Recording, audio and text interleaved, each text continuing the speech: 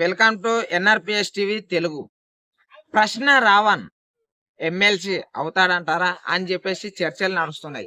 ఎందుకో తెలుసా?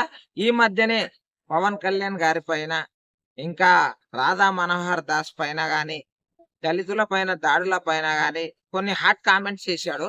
అది దళిత క్రైస్తవ సభలలో. అది చేసిన తర్వాత ఆయనను అరెస్ట్ చేయడం జరిగింది. ఎందుకు అరెస్ట్ చేశారు అనేది తర్వాత మాట్లాడుతున్నాం.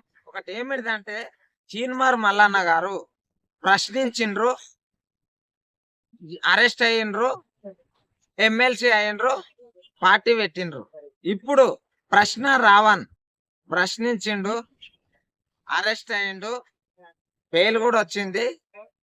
ఆయన కూడా ఎమ్మెల్సీ అవుతాడా అని చెప్పేసి చాలా మంది జనాలలో చర్చలు మొదలైనవి. నిజం చెప్పాలంటే ప్రశ్నించే వాళ్ళే అరెస్టులు ఎక్కువైతున్నారు అని చెప్పేసి ప్రజలైతే ఆగ్రహానికి లోనవుతున్నారు.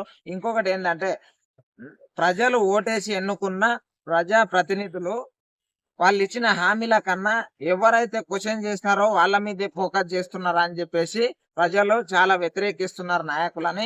ఇంకొక విషయం ఏమిటంటే, ప్రజలకు నేను ఒకటే విషయం చెప్తున్నా.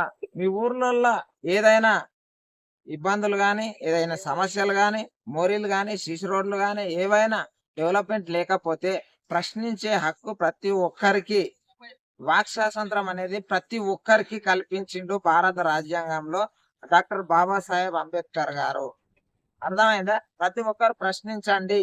కానీ ప్రశ్న రావణ్ గారు చేసిన కామెంట్లలో అవి ఏం ప్రతి ఒక్కరిని గౌరవ చంద్రబాబు గారు, పవన్ కళ్యాణ్ గారు అన్నారు గాని వేరే ఏమి గలీజ్ గా మాట్లాడలేదు. ఇంకొకటి ఏమిటిదంటే, పవన్ కళ్యాణ్ గారు ఇంతకు ముందు జగన్ గారి పైన ఆయన అధికారంలో ఉన్నప్పుడు చాలా రకాలుగా ఆయన పాతాళానికి తొక్కేస్తాం, ఇంకోటి జగన్ చూసుకుందాం, అది ఇది అని కొన్ని మాటలు అన్నాడు. ఆయన స్టైల్లోనే ఈయన కూడా అన్నారు అని చెప్పేసి కొంతమంది క్రైస్తవులు గాని, దళితులు గాని, ఇంకా యువత గాని చాలా రకాలుగా ప్రతి ఒక్కరు ఆయనకు సపోర్ట్ చేస్తా వస్తున్నారు.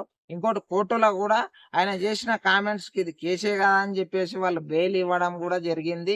ఇంకొక విషయం ఏమిటంటే,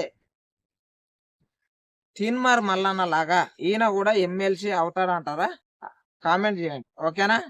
ఎన్ఆర్పిఎస్ టీవీ సబ్స్క్రైబ్ చేసుకోండి. జై హింద్, జై భారత్.